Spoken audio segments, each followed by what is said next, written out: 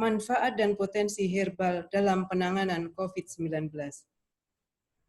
Selawat dan salam selalu tercurah kepada teladan dan junjungan kita, Nabi Muhammad SAW. Izinkanlah kami selaku pembawa acara menyampaikan susunan acara sebagai berikut. Pertama, pembukaan.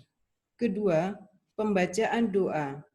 Ketiga, sambutan ketua panitia. Keempat, sambutan ketua program studi D3 Farmasi Stikes Rumah Sakit Anwar Medika. Kelima, sambutan kepala Stikes Rumah Sakit Anwar Medika yang pada kesempatan kali ini diwakili oleh Ketua 1 Bidang Akademik. Keenam, penyampaian materi. Ketujuh, pembagian door pers. Kedelapan, penutup. Selanjutnya, mengawali pembukaan webinar kuliah pakar kali ini, pada hari Sabtu tanggal 18 Juli 2020, bertepatan dengan tanggal 27 Dzulqa'dah 1441 Hijriah. Marilah kita buka acara ini membaca basmalah bersama-sama. Bismillahirrahmanirrahim. Acara selanjutnya adalah pembacaan doa yang akan dipimpin oleh Dimas Chandra, mahasiswa D3 Farmasi Stikes Rumah Sakit Anwar Medika Angkatan 2018. Kami silakan Saudara Dimas Chandra untuk memimpin doa.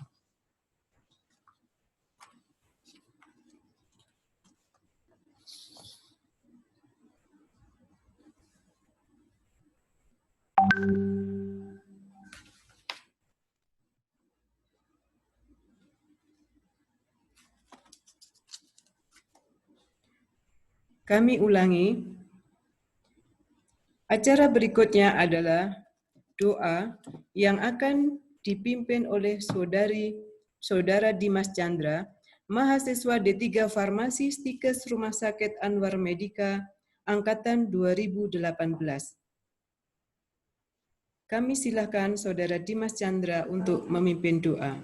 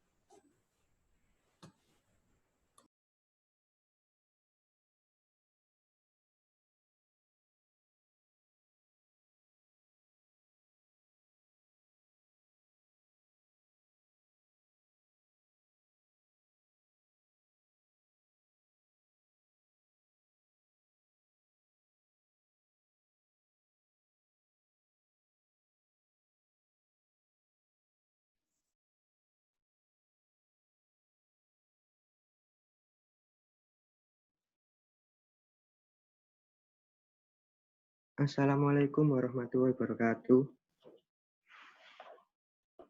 A'udzubillahiminasyaitonirrajim. Bismillahirrahmanirrahim.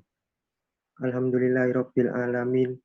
Hamdan yuafi ni'mahu Ya Rabbana walakal hamdu walaka syukru.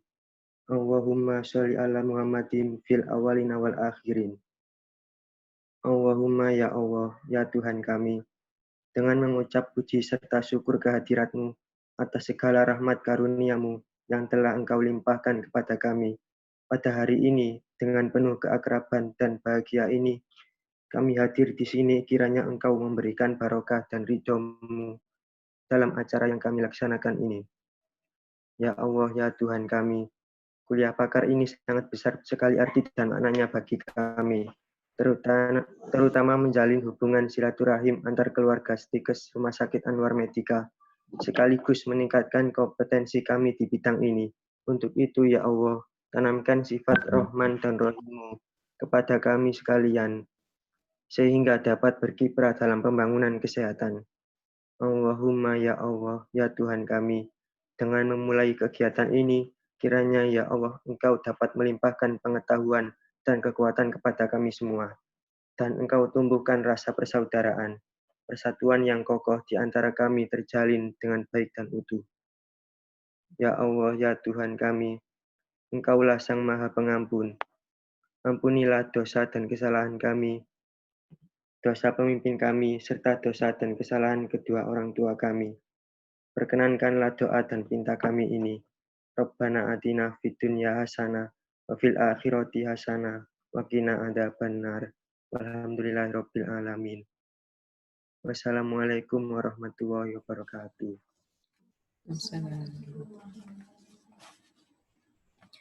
Acara selanjutnya adalah sambutan-sambutan. Sambutan pertama akan disampaikan oleh Ketua Panitia Kegiatan Webinar Kuliah Pakar. Saya silakan Ibu Apoteker Raras Anindita M. Franklin untuk memberikan sambutan.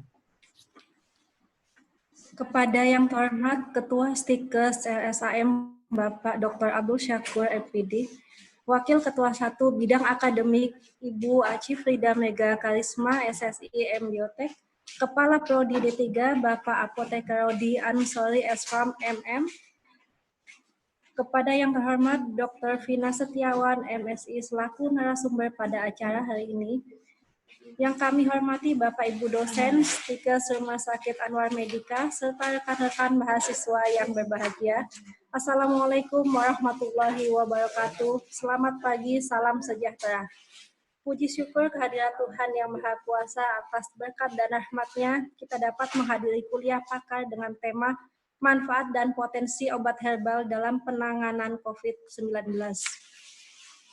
Bapak, Ibu, dan hadirin yang berbahagia, pada masa pandemi ini, herbal banyak digunakan karena diduga dapat meningkatkan daya tahan tubuh.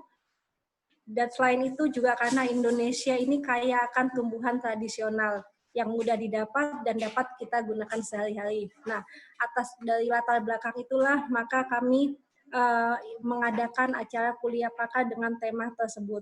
Untuk lebih jelasnya lagi, kuliah ini akan disampaikan oleh pakar obat tradisional yaitu Dr. Vina Setiawan.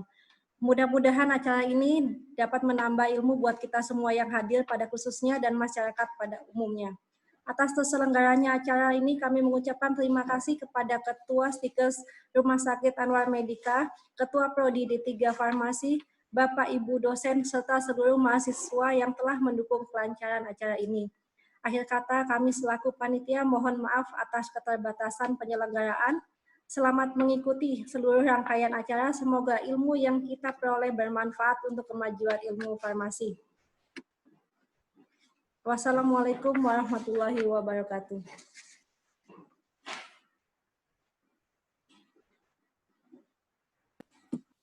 Demikianlah telah kita dengarkan sambutan Ketua Panitia Kuliah Pakar kepada Ibu Apoteker Puspita Raras Anindita M. Franklin. Kami ucapkan terima kasih. Sambutan kedua akan disampaikan oleh Ketua Program Studi D3 Farmasi Stikes Rumah Sakit Anwar Medika. Saya silakan Bapak Apoteker Rodi Ansari, SFAM MM untuk memberikan sambutan.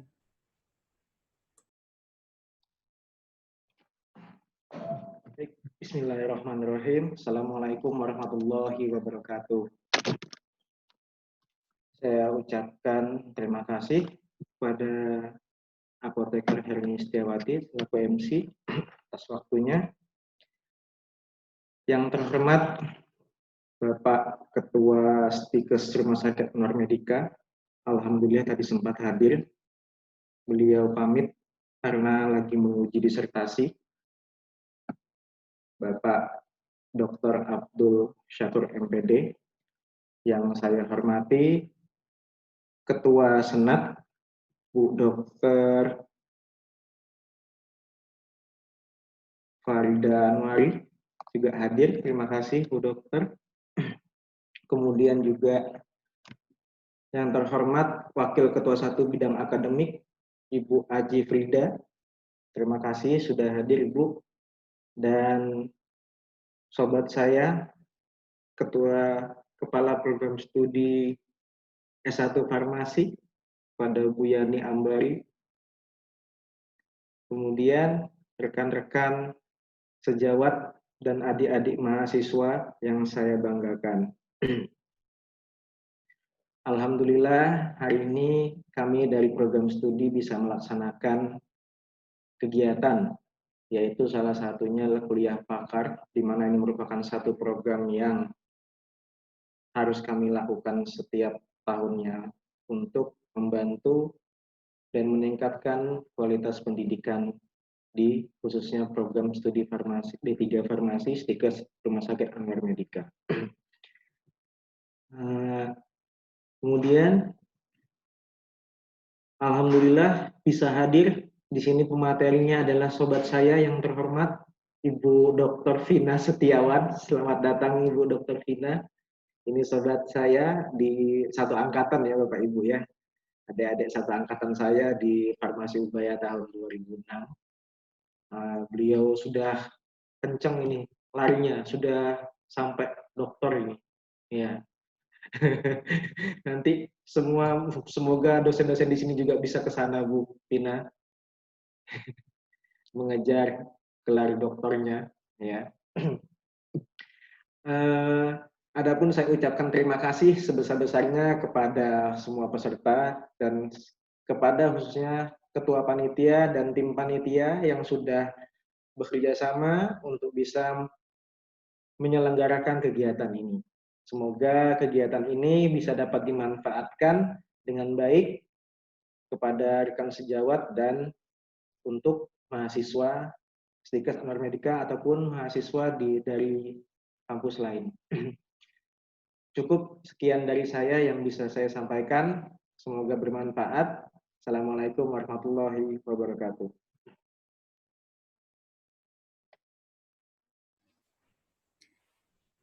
Demikianlah telah kita dengarkan sambutan dari Ketua Prodi D3 Farmasi Stikes Rumah Sakit Anwar Medika. Kepada Bapak Apoteker Rodi Ansari SFAM MM diucapkan terima kasih. Selanjutnya kita akan dengarkan sambutan dari yang terhormat Ketua Stikes Rumah Sakit Anwar Medika, dalam hal ini diwakili oleh Wakil Ketua 1 Bidang Akademik Stikes Rumah Sakit Anwar Medika. Kami silakan Ibu Aci Frida Mega Karisma SSI M Biotek untuk memberikan sambutan. Assalamualaikum warahmatullahi wabarakatuh. Yang terhormat Ketua Senat Ibu Dr. Farida Anwari MPH MM, yang terhormat Bapak Kaprodi D3 Farmasi, Bapak Apoteker Rodi Ansari MM, yang terhormat Ibu Kaprodi S1 Farmasi, Apoteker Yani Ambari MFAM, yang terhormat Bapak Ibu dosen D3 Farmasi dan S1 Farmasi, dan yang tak kalah familiarnya juga pemateri kita dari dosen Farmasi Ubaya, Ibu Dr. Vina Setiawan MSI. Terima kasih Bu Vina telah hadir di acara webinar D3 Farmasi. Nah, di acara webinar ini termasuk program kerja dari D3 Farmasi yang satu semester harus diselenggarakan supaya adik-adik bisa meningkatkan pengetahuan. Dan yang terakhir dari yang terhormat adik-adik yang tercinta dari program studi D3 Farmasi dan ada juga dari S1 Farmasi. Sehat semuanya ya? Alhamdulillah. Di sini pemateri kita akan menyelenggarakan yang bertema tentang manfaat dan potensi obat herbal dalam penanganan COVID-19. Nah, di sini D3 Farmasi adalah visi misinya adalah tentang obat tradisional. Maka dari itu di sini D3 Farmasi menyelenggarakan tentang tema tersebut sehingga di tengah pandemi COVID-19 ini akan salah satu senjata yang ampuh untuk melawan virus untuk obat tradisional ini. Mungkin semoga bermanfaat dari webinar ini untuk adik-adik, semoga bermanfaat dan bisa mengikuti dari awal sampai akhir. Oke, untuk acara hari ini kita buka Bismillahirrahmanirrahim pada hari Sabtu tanggal 18 Juli 2020 acara webinar program studi D3 Farmasi bertema manfaat dan potensi obat herbal dalam penanganan COVID-19 dibuka. Oke. Terima kasih. Wassalamualaikum warahmatullahi wabarakatuh. Demikianlah telah kita dengarkan sambutan Wakil Ketua Bidang 1 Stikes Rumah Sakit Anwar Medika kepada Ibu Aci Frida Mega Karisma diucapkan terima kasih. Tiba saatnya kita sampai pada acara inti hari ini, yaitu kuliah pakar dengan tema manfaat dan potensi herbal dalam penanganan COVID-19 yang akan disampaikan oleh Dr. Vina MSI. Acara ini akan dipandu oleh moderator Ibu Apoteker Iif Hanifah Nur Rashidah, Magister Sains. Beliau adalah dosen tetap Prodi Farmasi Stikes Rumah Sakit Anwar Medika yang pada saat ini sedang menempuh program doktoral di Universitas Airlangga dengan fokus bidang mikrobiologi.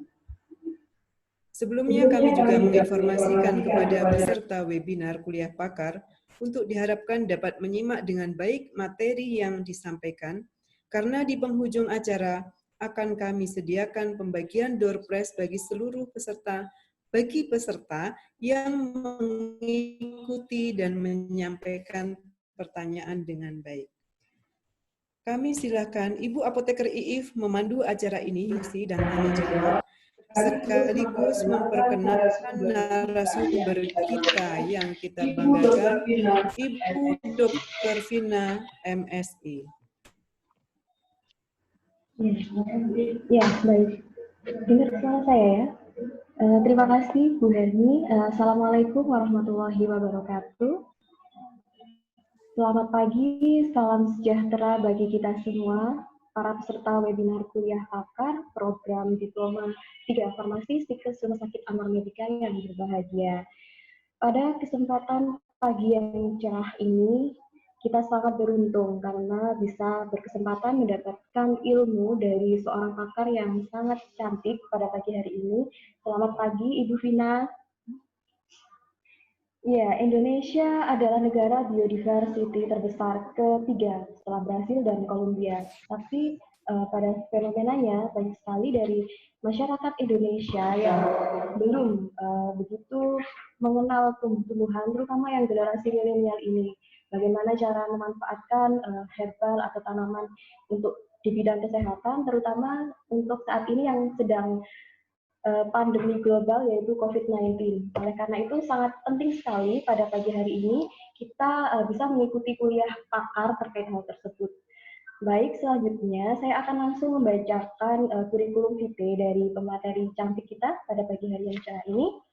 Nama Dr. Vina Setiawan MSI, beliau lahir di Kota Semarang pada tanggal 28 Agustus tahun 1988.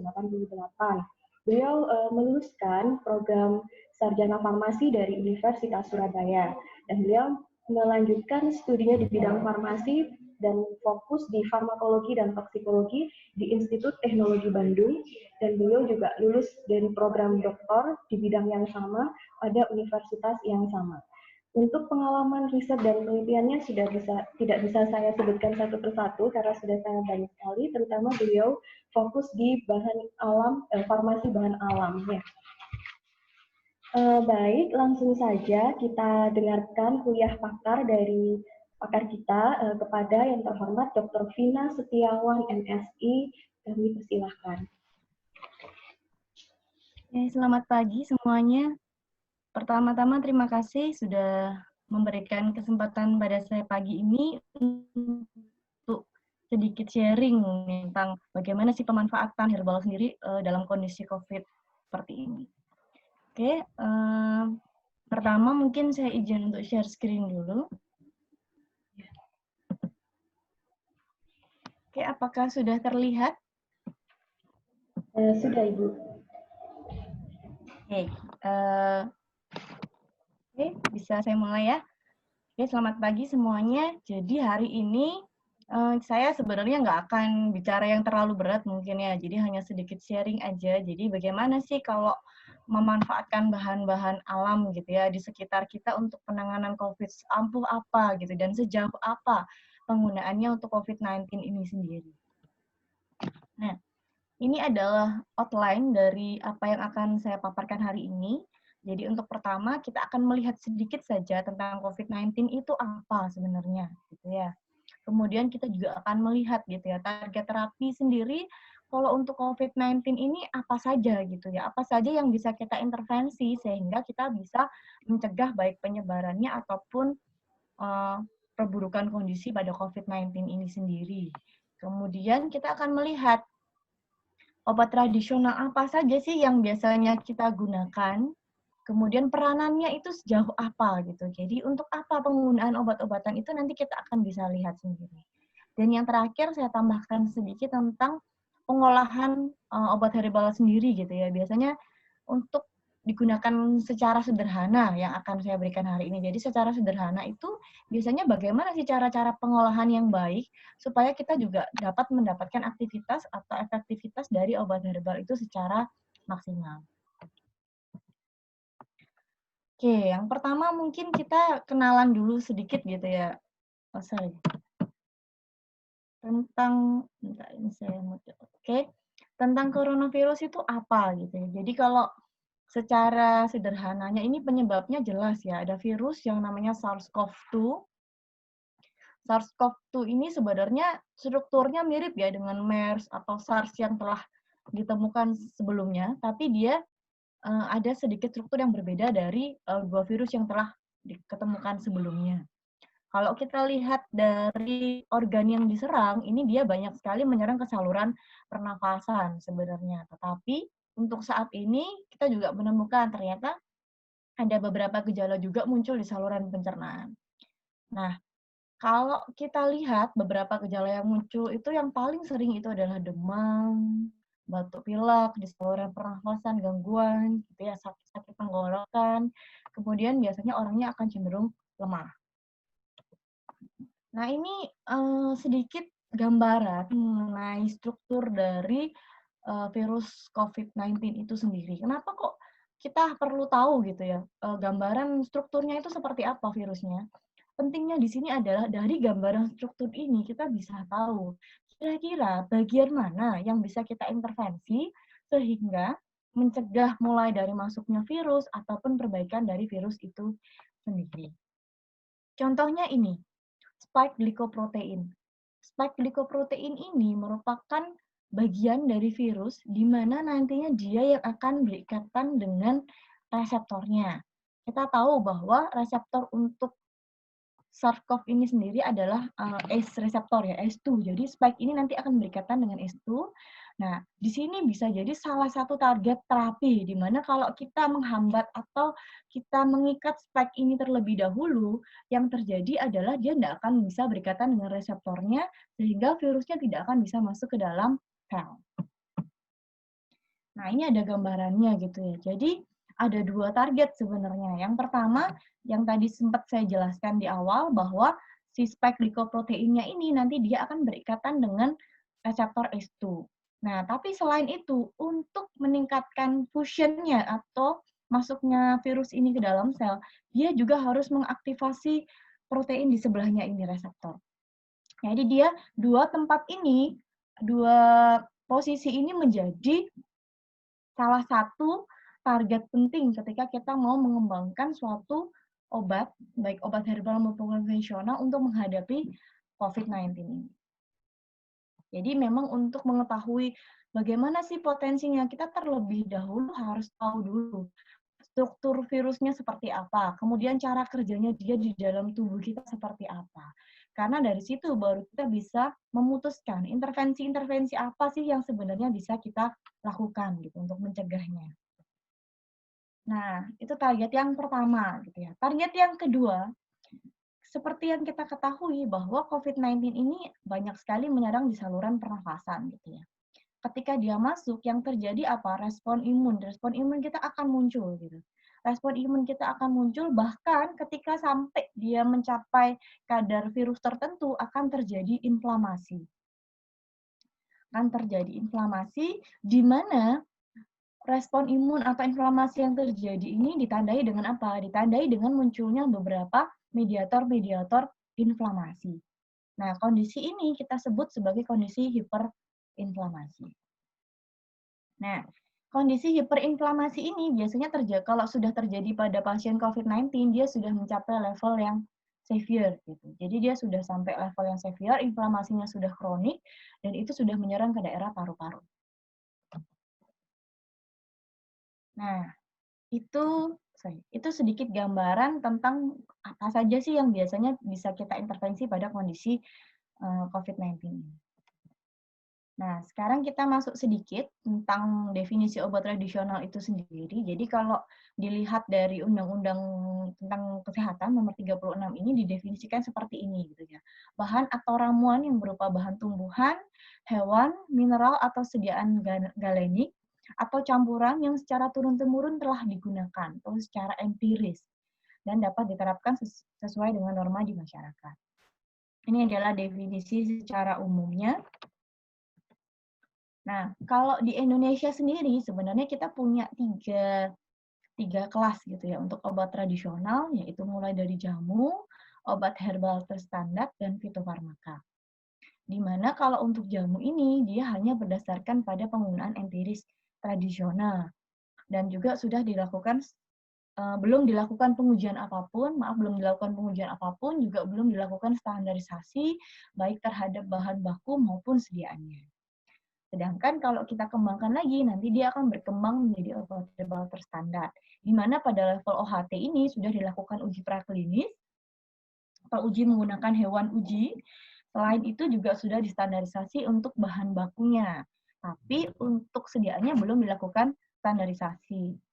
Yang ketiga, itu level yang paling tinggi, yaitu fitofarmaka. Di fitofarmaka ini dia sudah melakukan uji praklinis dan uji klinis, jadi levelnya sudah sampai ke uji klinis, kemudian sudah dilakukan juga standarisasi terhadap bahan baku maupun sediaan yang dikembangkan. Jadi kalau level di Indonesia fitofarmaka ini belum banyak, kalau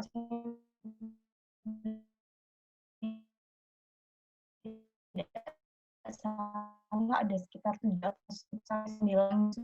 Nah, nanti seandainya, sebelum saya lupa, seandainya nanti saudara ingin tahu gitu ya, ini asalnya pustakanya dari mana, saya selalu mencantumkan pustaka di bagian bawah, jadi nanti kalau saudara ingin baca sendiri, bisa. Nah, berikutnya, ini kalau kita lihat perjalanan dari terapi gitu ya, terapi atau penyakit gitu, mulai dari promotion, yaitu kita jaga kesehatan gitu ya, pemeliharaan kesehatan, kemudian prevention. Kalau sudah ke arah prevention ini kita mencegah. Jadi kita mencegah terjadinya penyakit gitu ya. Misalnya untuk pasien dengan pradiabetes. Pradiabetes itu kan dia belum sampai diabetes sebenarnya. Jadi dia bisa dari ke arah prevention. Kalau sudah sakit ya terpaksa dia harus bergerak ke arah treatment. Kemudian setelah penyembuhan kita masuk ke maintenance atau pemeliharaan setelah sakit. Nah, khusus untuk COVID-19 sendiri, kita harus sangat berhati-hati ketika kita memutuskan menggunakan obat herbal untuk tujuan treatment. Jadi untuk treatment ini harus hati-hati karena apa? Di masyarakat sendiri saya lihat masih banyak orang yang salah persepsi gitu ya. Jadi mungkin ekspektasinya cukup tinggi terhadap obat herbal. Jadi sangat tinggi sekali sampai akhirnya saya hanya mengkonsumsi obat herbal. Saya tidak mau mengkonsumsi obat-obatan konvensional yang diberikan oleh dokter. Nah, itu sebenarnya cukup, menurut saya itu satu pendapat yang agak riskan gitu. Jadi kita harus hati-hati dalam memutuskan posisi obat herbal ini seperti apa. Nah, nanti kita akan lihat. Nah, ini ada gambaran sedikit. Jadi kalau untuk SARS-CoV-2 ini obat apa sih yang biasanya kita terima gitu ya dari rumah sakit atau dokter? Yang pasti dia akan dapat terapi oksigen kalau memang dia ada gangguan pernapasan gitu ya, ada sesak nafas atau asma misalnya. Kemudian ada antibiotik. Nah, yang biasanya yang urgennya di antivirus. Antivirus ini pasti diberikan. Kemudian ada juga obat-obatan kortikosteroid. Nah, kortikosteroid ini yang biasanya akan menekan kondisi-kondisi inflamasi atau hiperinflamasi yang terjadi pada COVID tadi. Karena sebenarnya kondisi severe pada kondisi COVID itu sebagian besarnya kan diakibatkan oleh hiperinflamasi tadi. Jadi mediator-mediator sitokin proinflamasi yang rilis tadi yang akhirnya akan menyebabkan perburukan kondisi.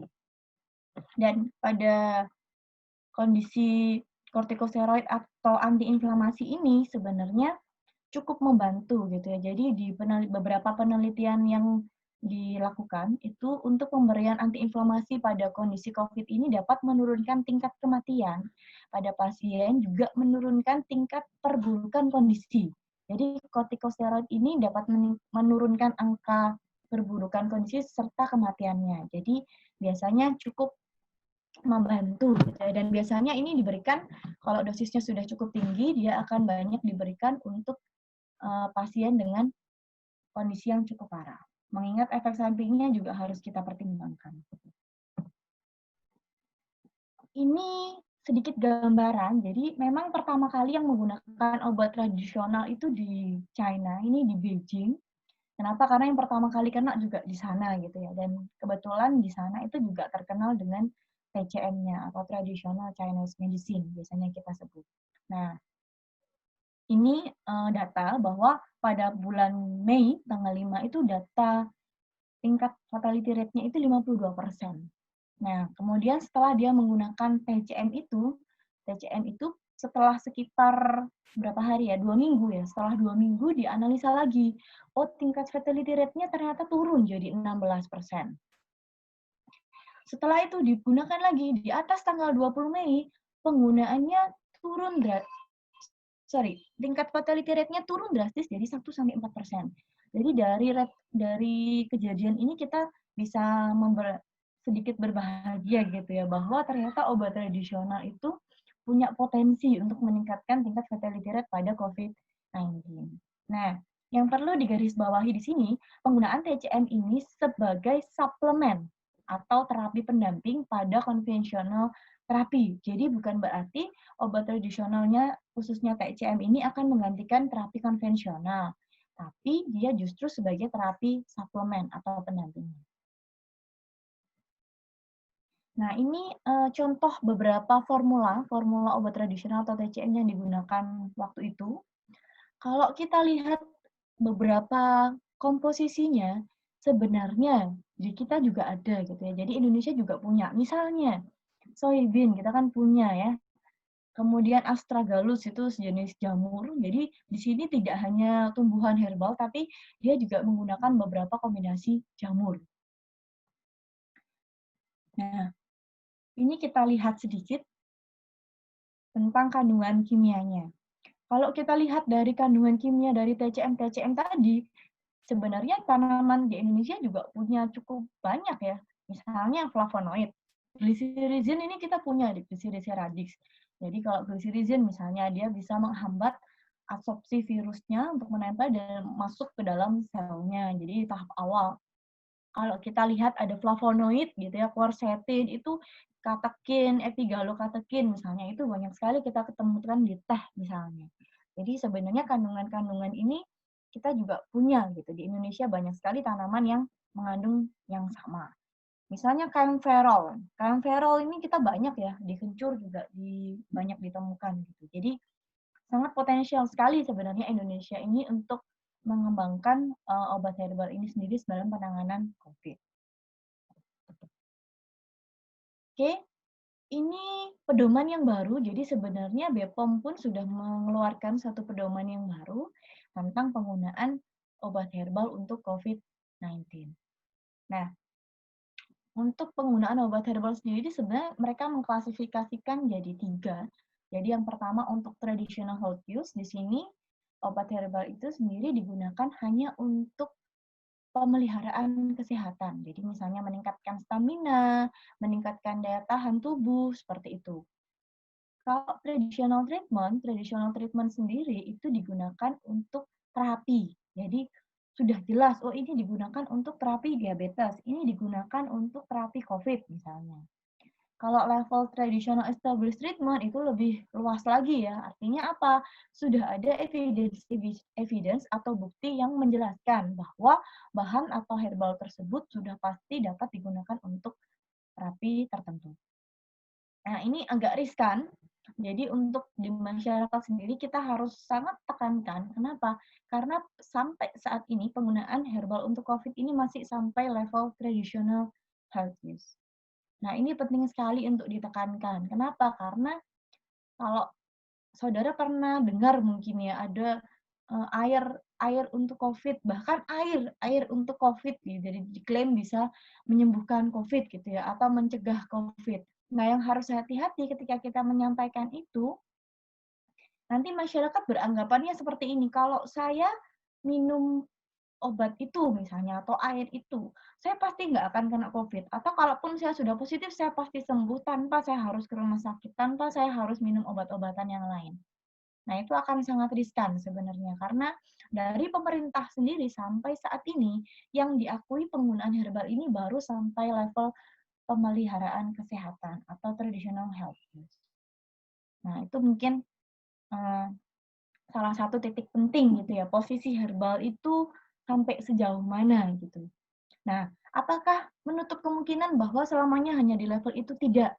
Ada kemungkinan dia mungkin akan naik level ke traditional treatment ataupun traditional established treatment, tapi itu membutuhkan waktu gitu. Karena kita sendiri tahu bahwa pengembangan satu obat, misalkan sampai ke bukti-bukti evidence yang kuat, dari mulai uji praklinis sampai ke uji klinis level terakhir gitu ya, itu butuh waktu bertahun-tahun memang.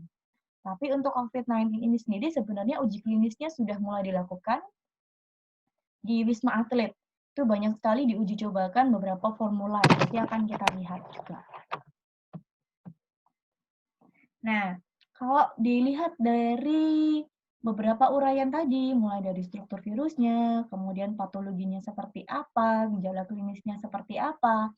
Nah, ini ada beberapa contoh aktivitas gitu ya. Aktivitas apa sih yang kira-kira dari herbal bisa kita manfaatkan dalam penanganan COVID-19 ini? Yang pertama pasti antivirus. Kemudian antiinflamasinya, imunomodulator.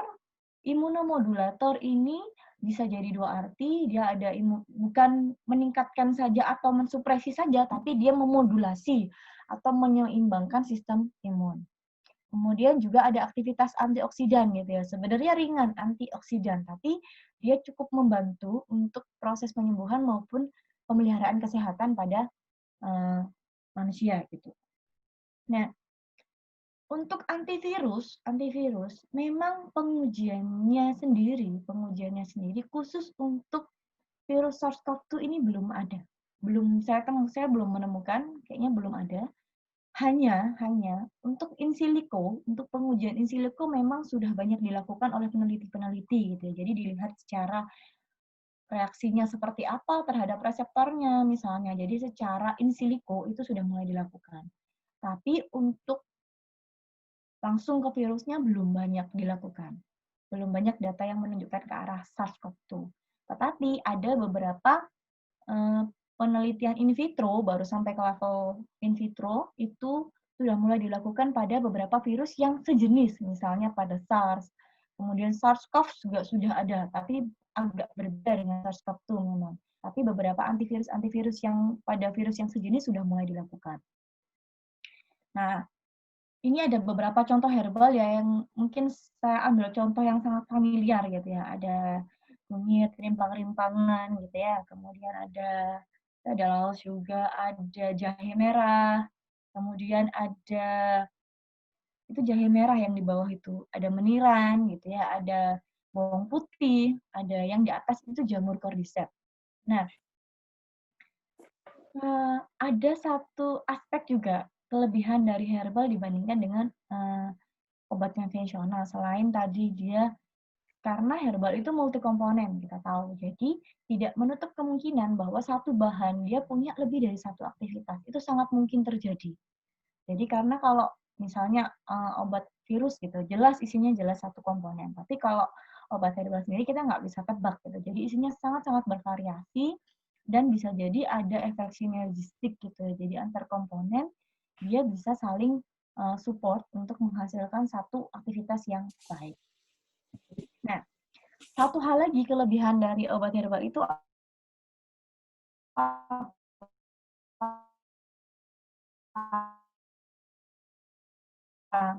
seperti kita tahu, tempat penelitian COVID-19 atau penyakit penyerta gitu ya. Dan dari beberapa kasus, sebagian besar itu adalah kasus metabolic disorder gitu. Jadi seperti diabetes, hipertensi. Jadi memang pada pasien-pasien yang memiliki gangguan komorbid itu atau penyakit penyerta seperti diabetes, hipertensi, ya, kolesterol, dia akan memiliki resiko lebih tinggi ketika dia nanti terpapar dengan virus COVID-19. Nah, beberapa obat herbal ini juga kebetulan gitu ya memiliki aktivitas yang cukup baik pada beberapa gangguan metabolik tersebut. Jadi dia juga bisa memberikan efek yang cukup baik.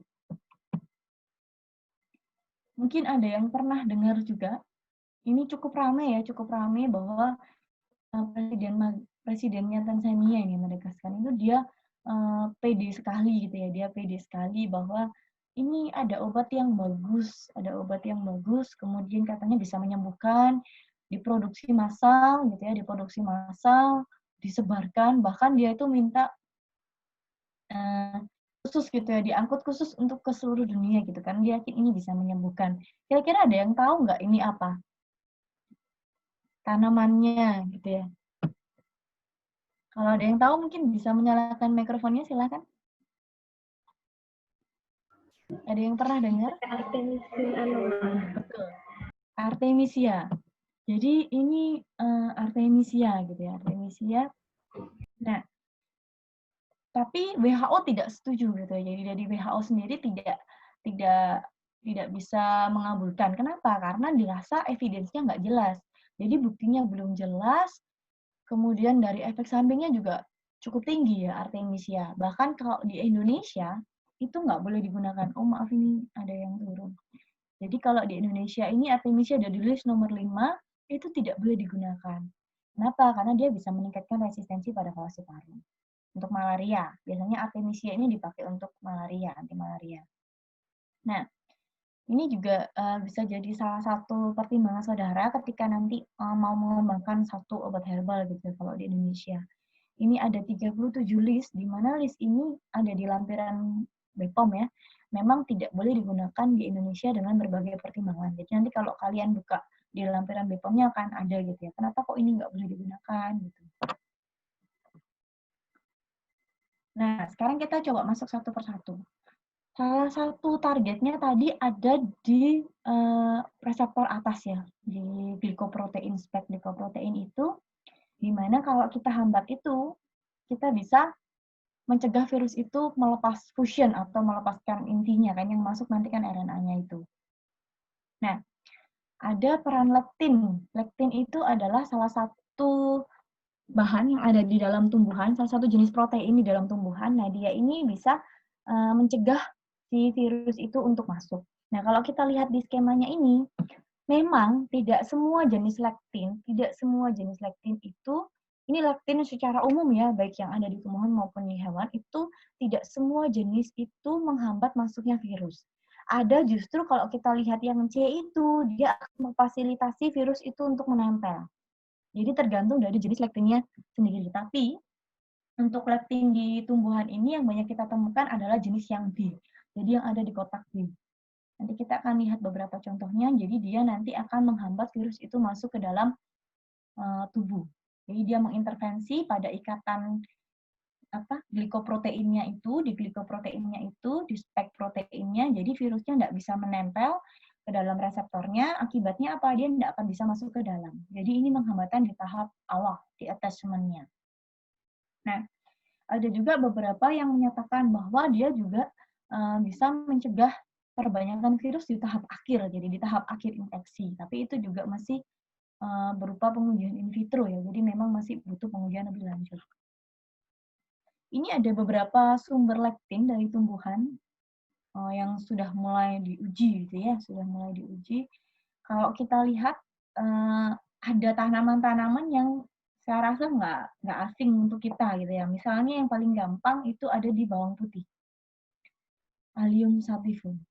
Gitu ya. Ternyata di dalam Allium sativum itu diduga ada lektin, di mana lektin ini bisa mencegah virus itu untuk masuk di tahap viral attachment tadi. Tapi sekali lagi, ini pengujiannya baru sampai ke level in vitro, in silico dan in vitro. Jadi memang butuh pengujian lebih lanjut untuk memastikan aktivitasnya. Nah, ini juga sempat ramai ya. Jadi memang bawang putih itu sempat salah satu obat herbal yang cukup direkomendasikan gitu ya. Tapi saya rasa ini cukup potensial untuk kita kembangkan ya. Nah, ini juga ada pengujian lain, kebetulan. Memang dia tidak langsung menguji pada virus COVID-19, tapi dia bisa mengatasi infeksi pada bronkitis virus. Jadi, infectious bronchitis virus pada bronkitis, jadi infeksi virus pada bronkitis, ini dia dapat cukup membantu gitu ya, untuk menghambat pertumbuhan virus itu.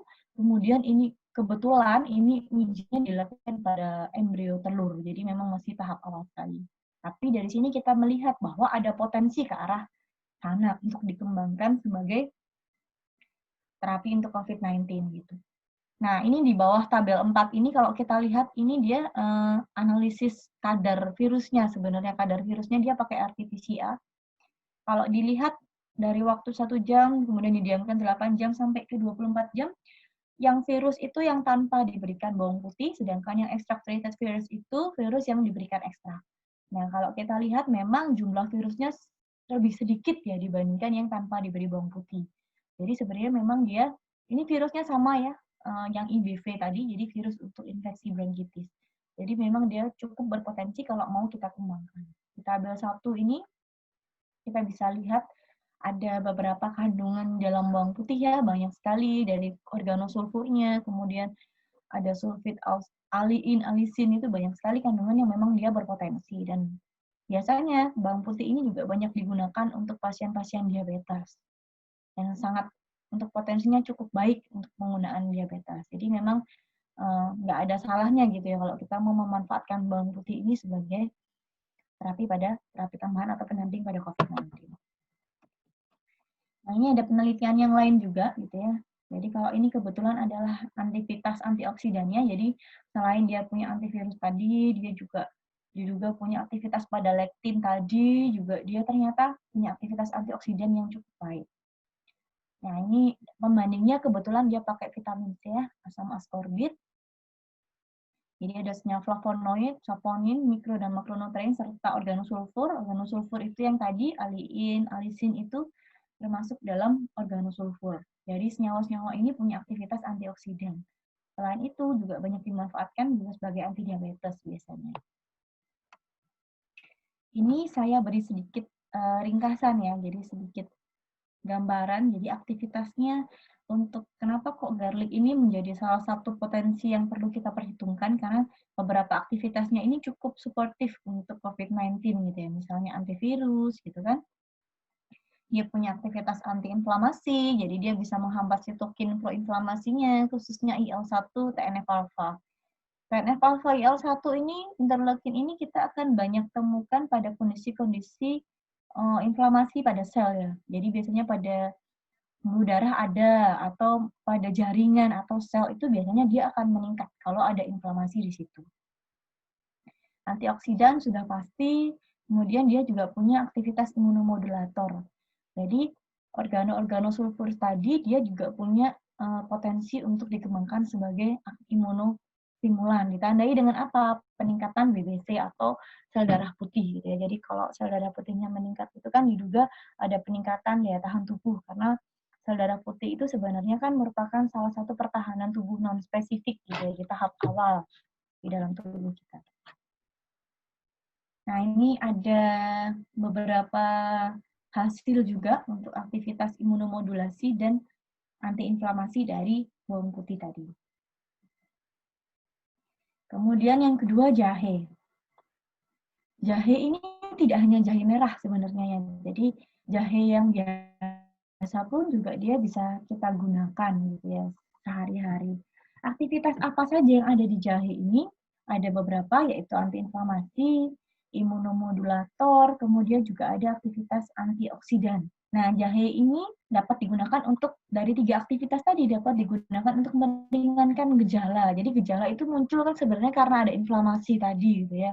Gejala pada COVID-19, selain itu dia juga bisa aktivitas imunomodulator dan antioksidannya ini bisa kita manfaatkan untuk pencegahan pada COVID.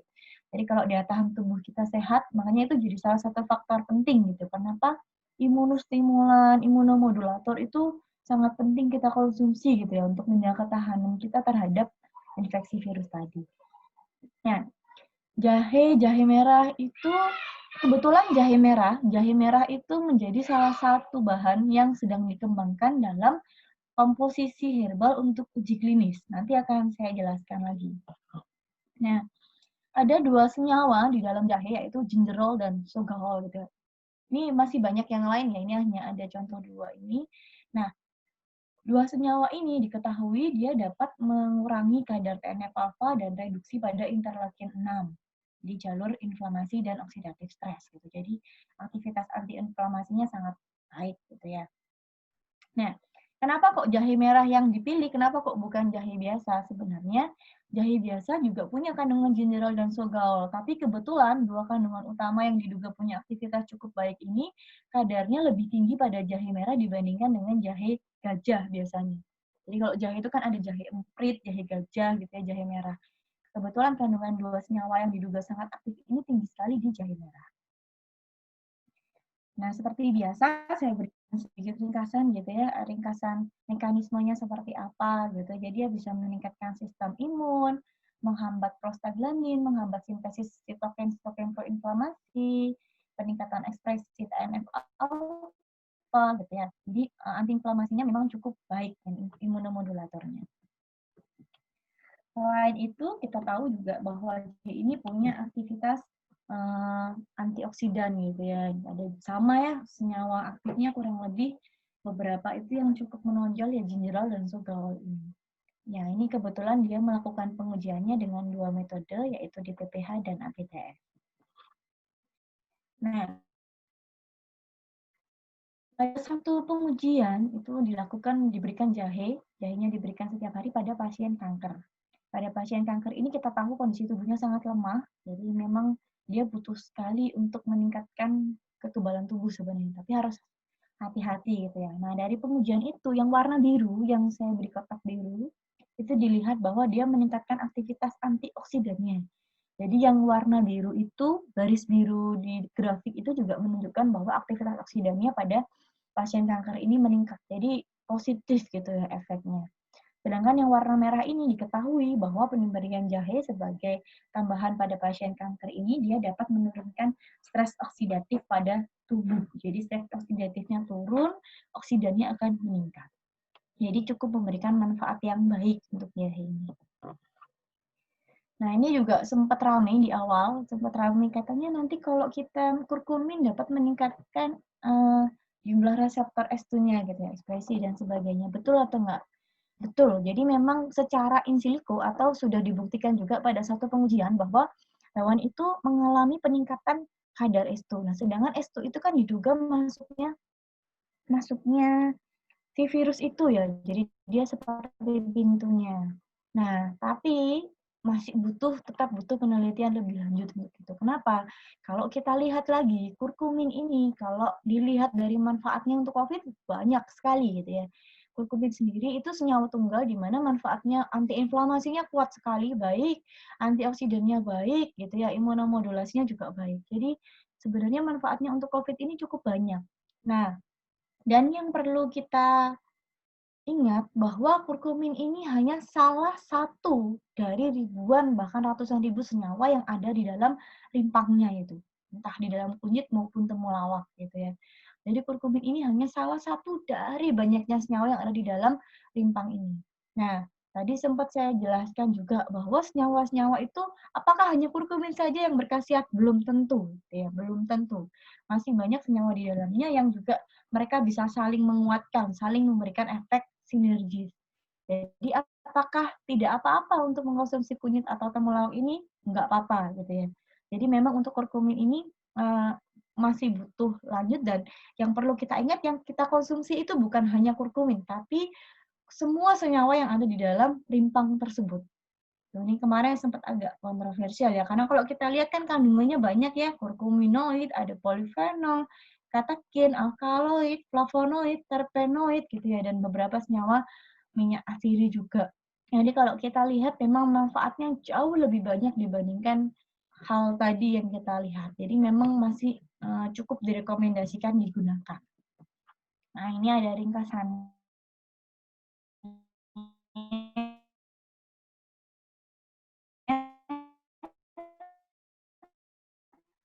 Masih sama, misalnya jenis aktivitas antivino masih butuh penelitian lebih lanjut.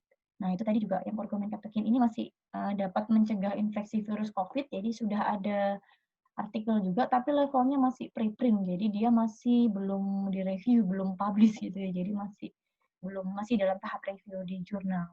Kemudian dia punya aktivitas antioksidan, imunomodulator, dan antiinflamasi. Nah, ini contoh beberapa kurkumin ya pada beberapa jenis virus ya. Memang yang paling dekat ya Orthomyxoviridae ini, kebetulan dia ini salah satu jenis virus influenza gitu ya. Dia dari banyak virus ini salah satu virus yang mungkin cukup dekat itu dengan virus influenza. Jadi dia punya aktivitas di virus influenza. Kemudian di sebelahnya ini kita lihat beberapa mediator tadi, interleukin 6, interleukin 1, TNF alpha. Nah, ini dia bisa menurunkan kadar beberapa sitokin proinflamasi. Nah, ini beberapa aktivitas dari mekanisme aktivitas dari kurkumin sendiri sebagai antiinflamasi, bahwa dia bisa menghambat di dua jalur gitu ya, jalur hipooksinase dan siklooksinase. Yang berikutnya ginseng. Ginseng ini banyak sekali ya kandungan senyawa aktifnya, salah satunya adalah ginsenoside. Ginsenoside ini dia secara pengujiannya, tapi masih tetap butuh penelitian lebih lanjut. Jadi dia diduga ini dapat menghambat replikasi. Jadi dia diduga ginsenoside ini dapat menghambat pada tahap replikasi virus SARS-CoV, bukan SARS-CoV-2. Jadi dia masih selevel SARS-CoV.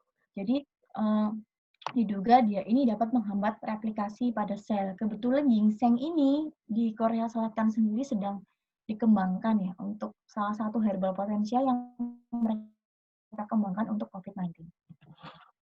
Nah, ini juga lagi rame, cordyceps gitu ya. Cordyceps ini jamur, sejenis jamur. Biasanya dia itu ada di pegunungan Himalaya awalnya, kemudian ada di daerah Tibet, jadi daerah Cina sana.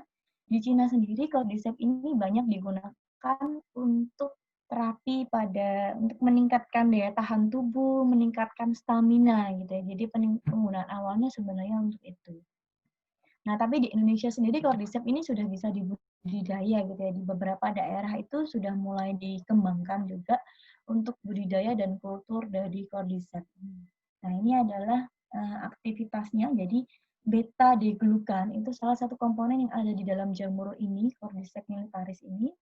Nah, diduga dia punya aktivitas antiinflamasi masih sama dengan menurunkan beberapa ekspresi dari sitokin proinflamasi tadi.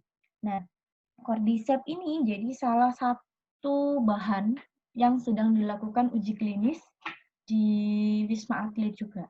Jadi ini ada 2 formula yang sedang diuji, salah satunya adalah Cordyceps militaris ini. Untuk sediaannya sendiri sebenarnya sudah ada, saya rasa, cuman memang waktu kemarin masih belum familiar. Setelah COVID ini baru dia mulai cukup familiar. Nah, itu beberapa contoh bahan. Nah, ini ada lagi beberapa pengujian. Saya akan jelaskan sedikit. Ini secara in silico, jadi pengujiannya menggunakan molecular docking gitu ya. Jadi menggunakan prediksi apakah dia ini dapat menghambat pada main protease. Main protease itu apa? Main protease ini pada coronavirus ini merupakan salah satu unsur penting pada tahap pematangan virus. Jadi kalau kita bisa menghambat M-Pro-nya ini, kita bisa menghambat virus itu berkembang, bereplikasi atau berkembang biak gitu ya istilahnya.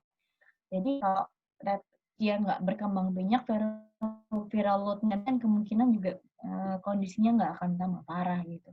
Nah, jadi dia main protease ini mulai jadi salah satu target penting untuk pengembangan sebagai SARS-CoV-2 ini, untuk virus untuk COVID-19.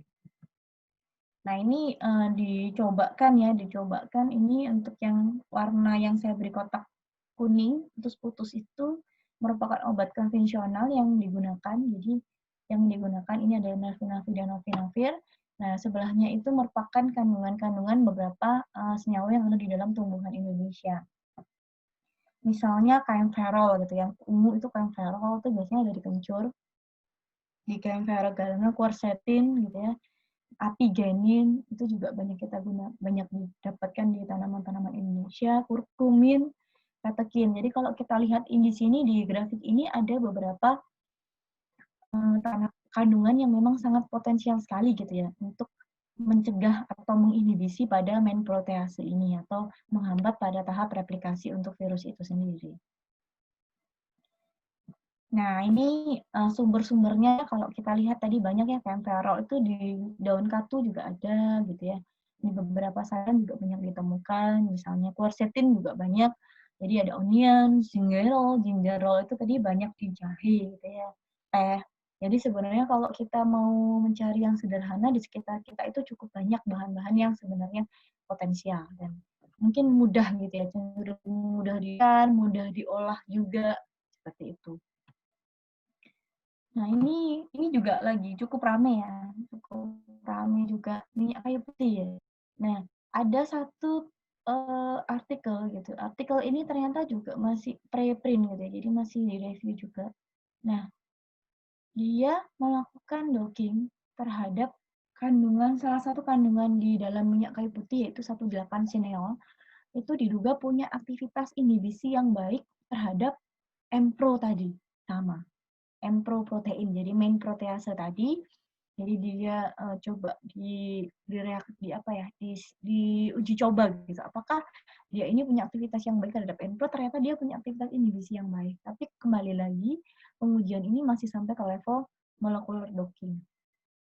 Nah, sebenarnya untuk minyak kayu putih sendiri memang selama ini kita banyak sekali gunakan untuk biasanya kalau ada gangguan di saluran pernafasan ya, batuk, flu itu banyak sekali digunakan, entah dioleskan gitu ya, atau bahkan kalau ada beberapa orang itu dia sistemnya di air hangat gitu, kemudian ditetesi beberapa tetes minyak kayu putih diminum.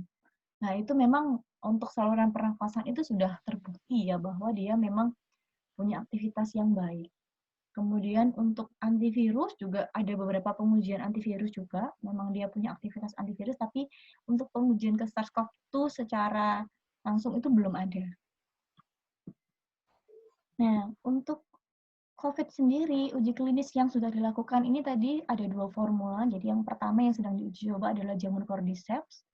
Yang kedua ini adalah kombinasi dari jahe merah, meniran, sambiloto, dan daun sumbung.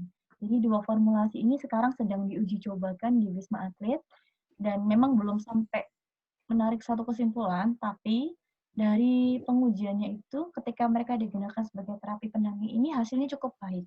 Jadi cukup bisa meningkatkan kualitas hidup dari pasiennya COVID-19, bisa mempercepat proses penyembuhannya juga, bisa mencegah terjadinya perburukan kondisi juga. Tapi kembali lagi penggunaannya tetap sebagai suplemen terapi atau sebagai terapi suplemen saja.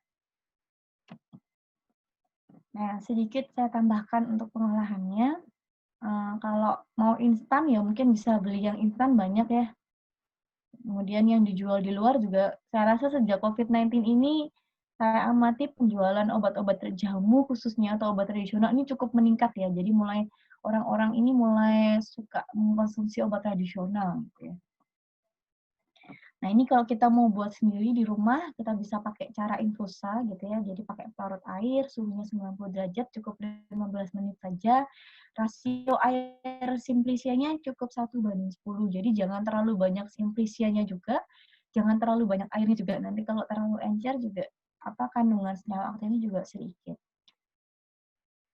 Seperti itu. Kenapa kok tidak pakai air langsung gitu ya? Kenapa kok ini kan kalau infusa itu kan dia airnya di bawah, kemudian simbiosiknya di atas. Sebaiknya tidak langsung, kenapa? Karena suhunya ini sangat penting. Kalau suhunya terlalu tinggi, beberapa senyawa itu tidak tahan terhadap pemanasan. Jadi dia bisa rusak. Kalau senyawanya rusak, kemungkinan efektivitasnya juga akan turun. Nah, ini yang sederhana juga ya. Jadi seduhan gitu. Jadi dia mencampur dengan air panas, kemudian ada juga dia bentuknya infused water.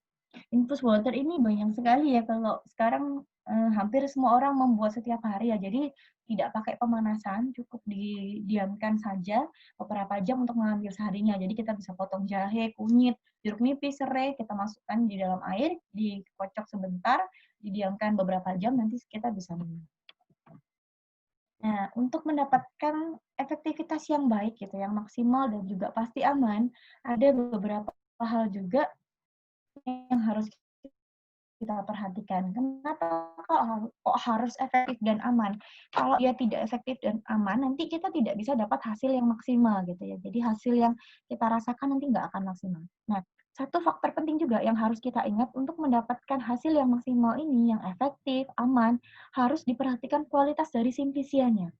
Jadi kualitas dari simplicia ini menjadi sangat penting. Kenapa? Kalau dia kualitasnya buruk, misalnya ada kontaminan, yang ada dia tidak memberikan efektivitas, tapi justru kita bisa sakit perut misalnya, atau efek sampingnya akan muncul gitu ya, karena memang misalnya kurang bersih atau ada kontaminan dari lingkungan seperti itu. Nah, balik lagi, jadi selain dari beberapa obat herbal tadi, nutrisi ini jadi salah satu faktor penting pada COVID-19 ini. Minum air yang banyak gitu ya, minum air yang banyak, kemudian beberapa minyak tak jenuh gitu ya dari beberapa ikan laut dalam, buah, olive oil itu, olive oil tadi juga jadi salah satu target gitu kan, dapat memberikan potensi yang baik pada minum protease tadi. Banyak konsumsi sayuran juga, rendah garam dan gula, karena kita tahu bahwa salah satu faktor yang meningkatkan resiko itu adalah adanya penyakit komorbid atau penyakit penyerta tadi. Ini masih sama ya, jadi harus olahraga, makan, kemudian harus rajin hidup sehat dan bersih gitu ya. Jadi memang cuci tangan itu kan diketahui bahwa COVID itu akan mati, kalau si virusnya ini akan mati kalau kena sabun gitu. Jadi memang kita harus rajin-rajin cuci tangan, makanan itu harus dimasak sampai benar-benar masak gitu kan. Kalau ada gejala memang kita harus langsung memeriksakan diri ke fasilitas kesehatan terdekat. Mungkin itu sedikit sharing dari saya, semoga bermanfaat. Apakah mungkin ada yang ditanyakan? Terima kasih. Ya, baik. Terima kasih Dr. Vina. Selanjutnya akan kami buka sesi tanya-jawab. Bagi peserta webinar yang ingin bertanya, boleh raise hand atau ketik di kolom chat ya.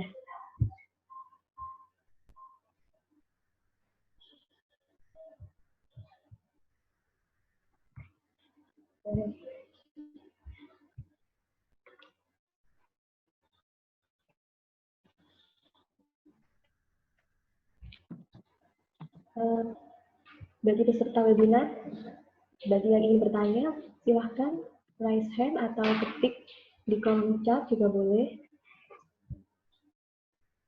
Jadi materinya sudah sangat lengkap terkait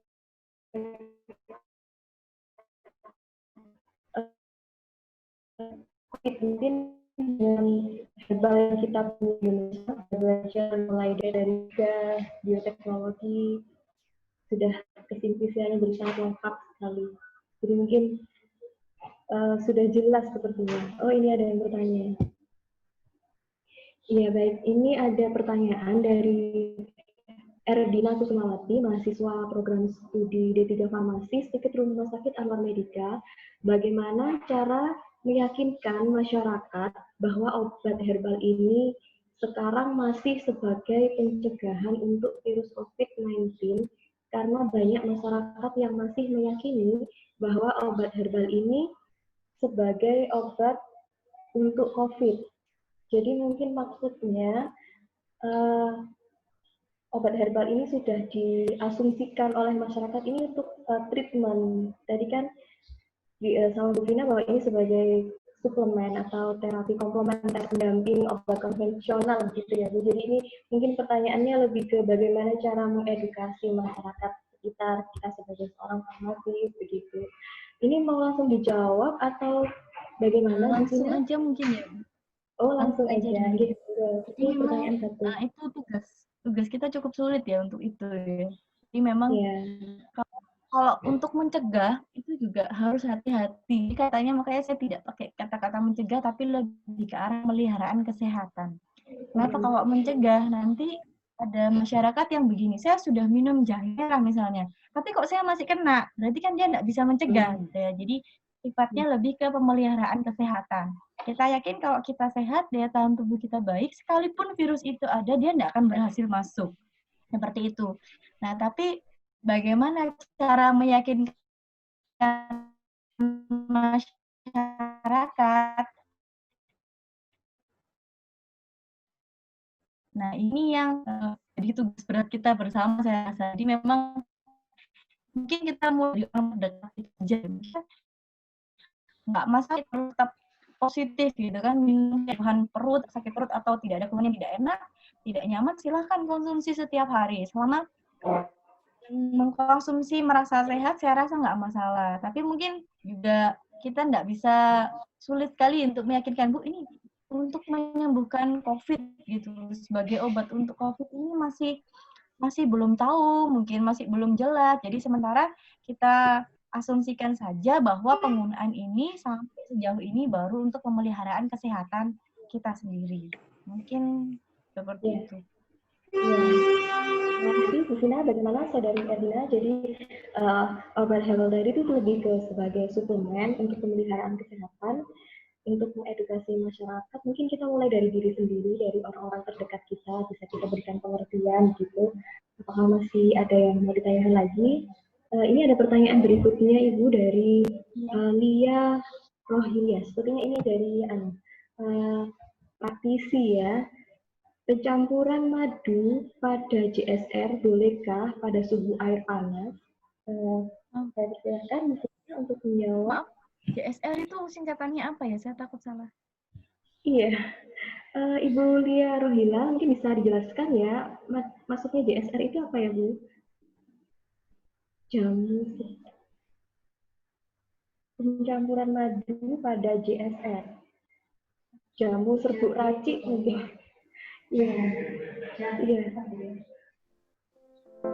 Ya, mungkin Ibu Lia bisa menjelaskan ya JSR itu apa?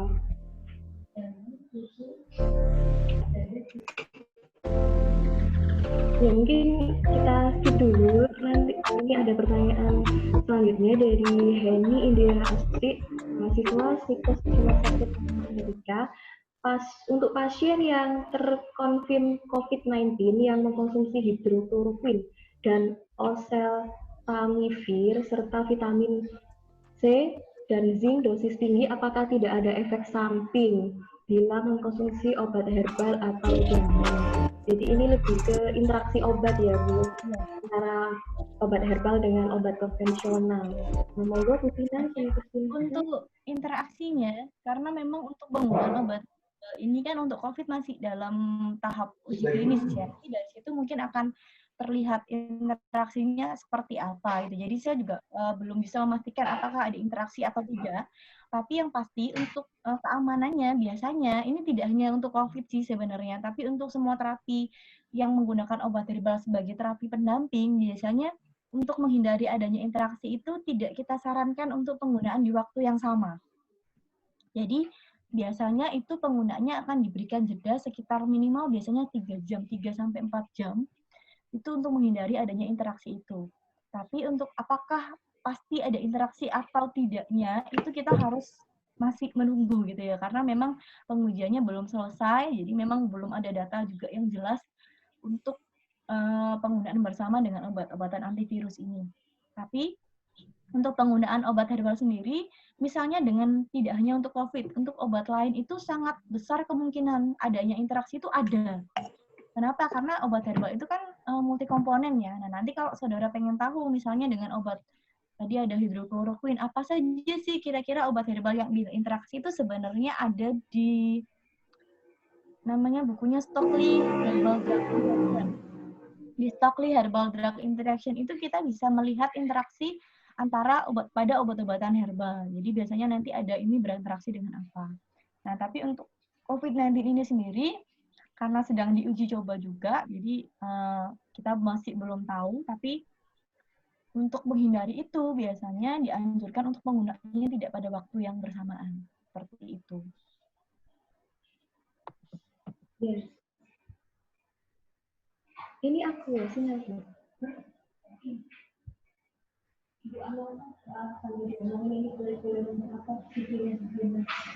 Ya, mohon maaf. Ini sinyal saya sama Bu Vina ya? Sinyalnya Bu Vina sepertinya sudah ya. Baik, terima kasih Bu Vina atas penjelasannya. Jadi seperti itu ya, Bu Indri.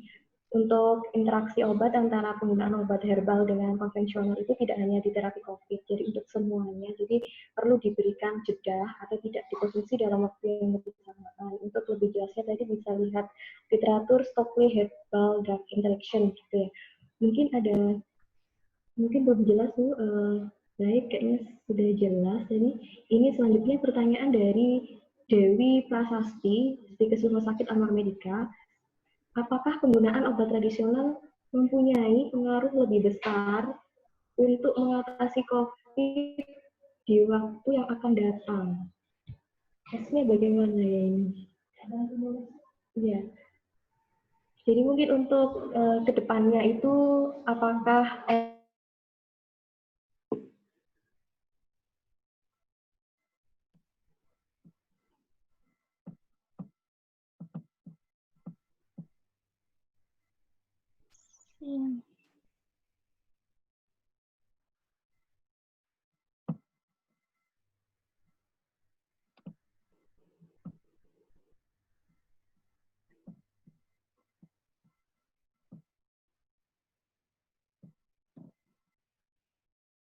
Ya.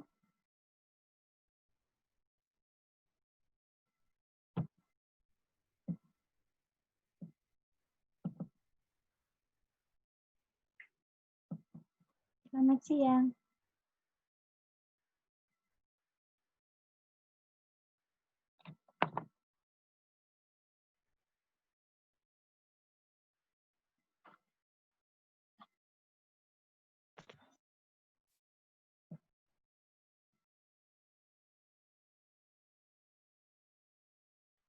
Selamat siang. Oh ya, selamat siang. Iya, baik. Mohon maaf, tadi ada gangguan teknis terkait sinyal. Jadi tadi pertanyaannya, apakah obat herbal Indonesia ini bisa berpotensi sama seperti mungkin TCM untuk dikembangkan ke depannya untuk COVID-19 ini? Kalau untuk potensi ada ya. Jadi kalau misalnya kita lihat itu kan salah satu kelebihannya obat tradisional itu apa? Efek sampingnya. Efek samping dari obat tradisional ini relatif lebih kecil dibandingkan dengan obat konvensional yang digunakan sekarang. Tapi itu juga butuh waktu ya. Jadi untuk pengembangan suatu obat itu juga butuh waktunya cukup panjang gitu ya. Jadi sekarang saya rasa juga hampir semua peneliti di Indonesia juga sedang berjuang untuk ini. Tapi kalau ditanya apakah ada potensi? Ada. Kenapa? Karena dari beberapa kasus, terutama kasus yang di Cina tadi, kita juga dapat gambaran bahwa ternyata penggunaan obat tradisional ini juga memberikan dampak yang cukup baik gitu pada pasien COVID. Seperti itu. Ya, terima kasih Bu. Ini pertanyaannya sebenarnya banyak sekali Bu, karena materinya menarik ya Bu. Ini ada dari pegawai rumah sakit, pegawai puskesmas Telogosari Wetan menanyakan manakah cara pengolahan dari herbal yang paling efektif. Tadi kan ada beberapa mungkin ya, yang infusa atau yang direbus tadi sebenarnya kalau untuk ingin dapat khasiat yang maksimal kuncinya satu. Jadi kita tidak boleh pakai suhu yang terlalu tinggi. Jadi sebaiknya tidak direbus langsung pada suhu tinggi dalam waktu yang cukup lama. Karena itu ada kemungkinan bisa merusak senyawa aktif yang di dalamnya.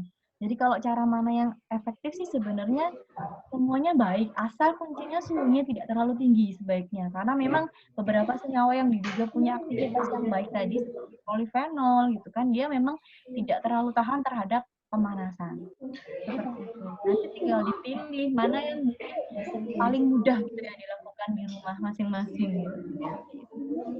Iya. Ya baik, terima kasih. Sebenarnya sudah jelas sekali ya Bu Jerawati. Kemudian ini dari mahasiswa kita, Ali Kasir, ingin bertanya, apakah jamu itu aman jika dikonsumsi tanpa takaran atau dosis seperti pada obat konvensional? Sebaiknya jadi takaran itu tidak hanya berlaku untuk obat konvensional, tapi juga berlaku untuk obat herbal gitu ya. Memang nanti memang kita belum pernah dengar ya, misalnya ada orang mengkonsumsi obat herbal terus orangnya meninggal gitu. Memang nggak sampai seperti itu, tapi efek samping itu selalu ada. Jadi penggunaan obat herbal pun juga harusnya menggunakan takaran yang pas. Jadi semua itu harus dalam kondisi yang pas. Kenapa? Kalau berlebihan dia juga nanti akan efek sampingnya juga pasti akan muncul gitu. Memang biasanya efek samping yang banyak muncul itu mulai dari perutnya tidak enak, yang mulai pusing, diare, itu bisa jadi salah satu gejala bahwa mungkin kita terlalu banyak mengkonsumsinya. Obat herbal juga idealnya punya takaran atau dosis gitu ya untuk menghasilkan efek yang tinggi dan jangan sampai efek sampingnya itu akan muncul seperti itu. Iya, baik, terima kasih Bu Vina. Jadi memang perlu ya takaran di obat herbal itu karena metabolit sekunder dari satu tanaman itu bisa mencapai ratusan, bahkan mungkin ribuan gitu. Jadi tidak berarti bahwa obat herbal itu tidak memberikan efek samping, tapi relatif lebih aman efeknya. Jadi tetap perlu jawabannya seperti itu. Baik, mungkin ini pertanyaan terakhir ya dari mahasiswa Stikes Rumah Sakit Anak Medika. Ini bertanya, dari beberapa kabar yang beredar belakangan ini bahwa virus COVID menular melalui udara. Dari pelihara tersebut, upaya pemeliharaan kesehatan bagaimana yang dapat kita lakukan, khususnya sebagai masyarakat awam yang tentunya masih berkaitan dengan penggunaan obat-obatan herbal. Terima kasih. Gitu. Mungkin yang paling sederhana yang bisa kita lakukan meningkatkan sistem imun kita sendiri ya. Transmission ini kan sulit sekali kalau kita mau mencegah gitu ya. Mungkin cara paling sederhana misalnya pakai masker seperti itu atau mungkin face shield mungkin lebih dua proteksi gitu ya. Tapi untuk penggunaan obat herbal sendiri dia mungkin bisa sangat berperan dalam meningkatkan sistem kekebalan tubuh kita. Jadi memang untuk pemeliharaan kesehatan, arahnya lebih ke arah sana. Kenapa? Karena kita yakini ketika kita sehat, ketika daya tahan tubuh kita baik, itu sekalipun ada virus itu, dia tidak akan dengan mudahnya masuk ke dalam tubuh kita.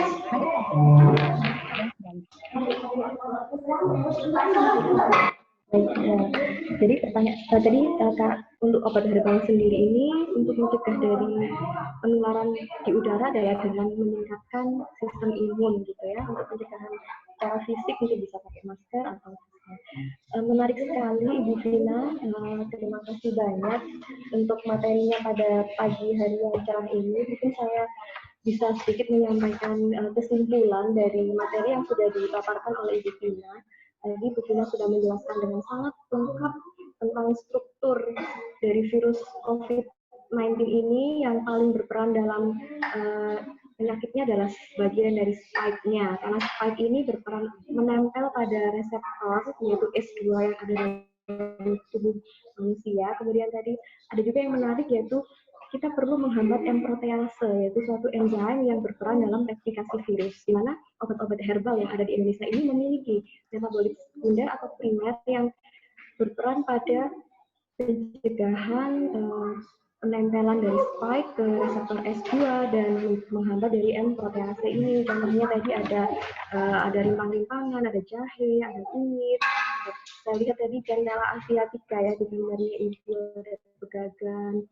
Nah, itu sebenarnya itu sudah digunakan sejak nenek moyang bangsa Indonesia. Bangsa Indonesia bisa survive sampai sekarang juga karena herbal. Mungkin karena limitnya pengetahuan kita, jadi kita belum bisa mengoptimalkan itu secara baik. Sebenarnya Indonesia tidak kalah dengan China Iya, ya Bu ya. sebenarnya Terkait yang herbalnya dipakai di itu. Cina pun juga ada gitu. Sebagian itu kandungan sama sebenarnya. Iya, juga ada di Indonesia. Dan kelebihan dari obat herbal tadi itu multi komponen. Jadi satu tanaman itu bisa memberikan multi efek, bisa sebagai antivirus, antibakteri, terus juga bisa memberikan anti inflamasi dan imunomodulator juga sebagai antioksidan. Luar biasa. Terima kasih Bu Vina sekali lagi sudah memberikan knowledge kepada kita semua. Selanjutnya saya akan kembalikan kepada MC Ibu Darmi. Terima kasih atas waktunya Bu Wahid.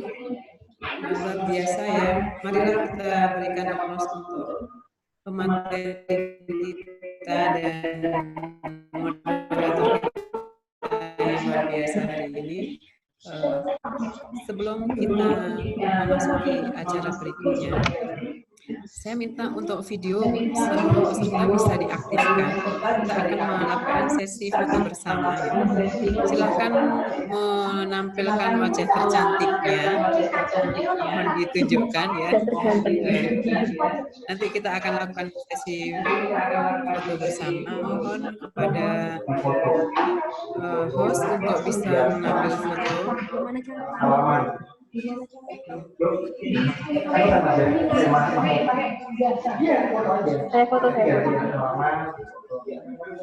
Monggo yang masih jilbabnya acak-acakan boleh dirapikan ya. Kita ambil sesi foto bersama.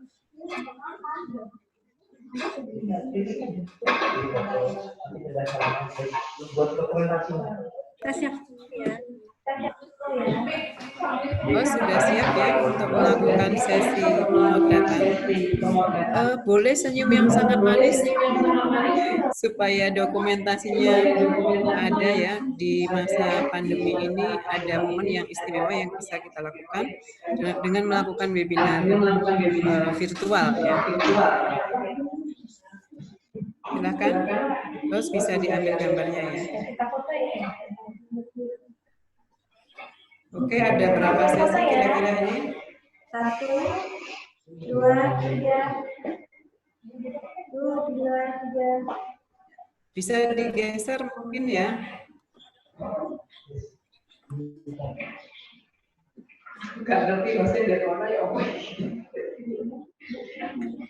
Oke, sudah bisa diambil ya ini fotonya ya. Baik, terima kasih atas partisipasinya. Kali ini kita akan menyampaikan door prize kepada 5 peserta ya yang memberikan perhatian all out terhadap webinar ini. Jadi dari mulai awal mengikuti, kemudian memperhatikan videonya on terus ya. Nanti mohon yang kami sebutkan bisa mengirimkan nomor WA-nya di ruang chat. Ya. Karena door prize-nya berupa, kita sebutkan ya, ini ya, berupa pulsa, ya, berupa uang pulsa ya, senilai Rp50.000. Tepuk tangan ya. Baik, silahkan berdebar-debar lebih dahulu. Siapakah kira-kira yang mendapatkan door prize tersebut? Yang pertama adalah Erdina Kusumastuti. Ya, silahkan tepuk tangan. Bisa dituliskan nomor HP-nya di ruang chat untuk bisa kita kirimkan kiriman pulsanya. Sudah nyatet ya. Kemudian yang kedua, yang berikutnya, Ali Kosim. Ya, masih ada Ali Kosim. Kalau tidak ada kita cabut hadiahnya. Kemudian yang ketiga, Jerwati ya ini ya, Jerwati dari PKM Telogosari, Puskesmas Telogosari ya. Kemudian yang keempat ada Alfian Fahrudin. Alfian Fahrudin masih ada. Baik, terima kasih. Yang kelima, waduh, ini ada yang dapat rezeki ini. Sela Putri. Mana ya Sela Putri? Bisa raise hand? Sela Putri dengar enggak ya?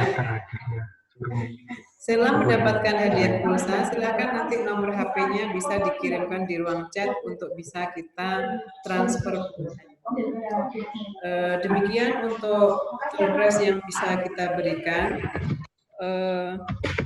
Setelah kita lalui semua seluruh rangkaian kegiatan hari ini, maka dengan berakhirnya pembagian door prize tersebut,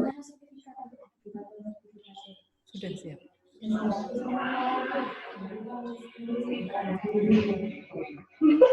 Ya, untuk yang terakhir kalinya akan kami sampaikan terlebih dahulu sebelum kita akhiri sesi webinar ini, akan kita sampaikan sertifikat untuk Dr. Vina Setiawan MSI terkait dengan pemberi materi pada kesempatan kali ini. Kami persilahkan kepada host untuk menyampaikan sertifikatnya. Sudah. Mas Jack. Mas Jack iki ndi?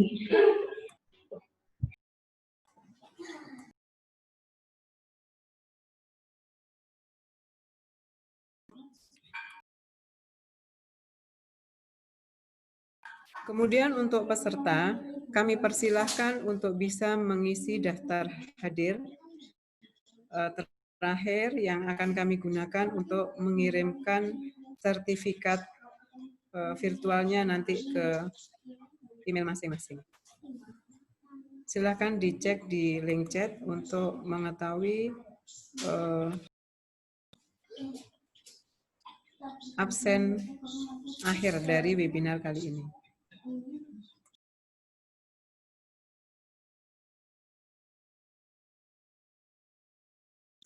Kepada Ibu Vina kami sampaikan terima kasih atas berkenannya mengisi webinar kali ini. Mudah-mudahan ilmu yang sudah diberikan kepada kita semua bisa kita aplikasikan dalam kehidupan sehari-hari.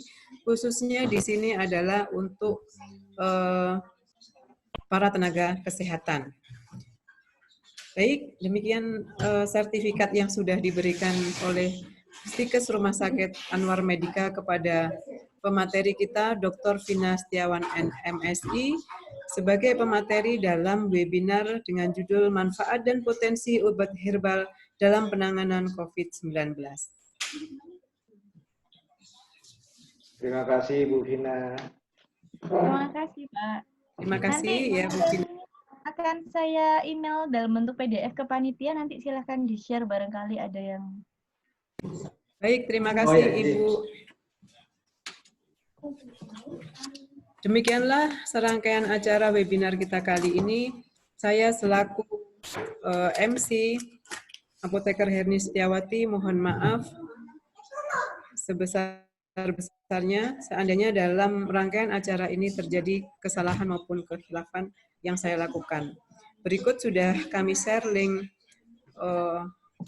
daftar hadir akhir, silahkan diisi. Saya undur diri. Terima kasih atas perhatiannya. Wassalamualaikum warahmatullahi wabarakatuh. Waalaikumsalam warahmatullahi wabarakatuh. Terima kasih ya Bu Vina. Thank you, Vin.